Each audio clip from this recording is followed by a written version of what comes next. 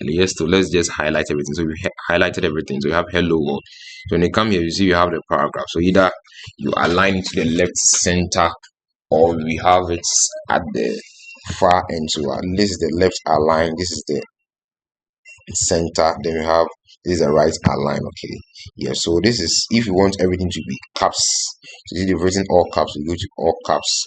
This everything will be turned to caps. So you see everything is caps. Then it comes this is small caps. When you go to small caps, it means that the caps do was the only the first one bigger, the rest will be small caps.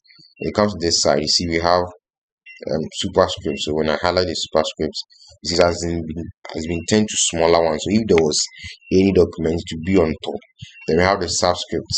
This is the subscript means that it's going to be small. So the same thing has happened here. Then we have the underline. So the underline is going to underline everything. Then we have this one too is just going to cancel. So strike through. So the same thing is going to happen here.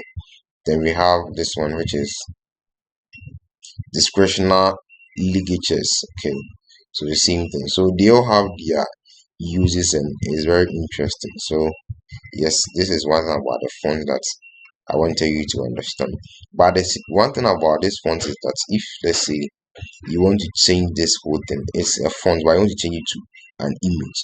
So you come here, you see I always tell you that you have layer, you have the property. So you come back to layer, right click on the layer, then you come here, see you have convert to smart objects. See, it means you are going to convert this whole letters that you have here, alphabets, into an image or an object. So you're going to convert to smart objects. Now, when you convert to smart objects, it can be edited using, it can't be erased anything because it hasn't been given the free rule. So when you have to give, if you want to have the free rule, then best thing to do is that you have to right click, then you come to rasterize. So you rasterize the layer, means that you have made it free, but now it can be edited. So if I clean it, everything is taking effect. So basically, that's how you turn the caps, turn your font into caps and all of that. It's a very interesting one. So thank you very much once again for watching this video. Subscribe, like, share, and let this video reach wider audience for me. Thank you very much once again. Bye.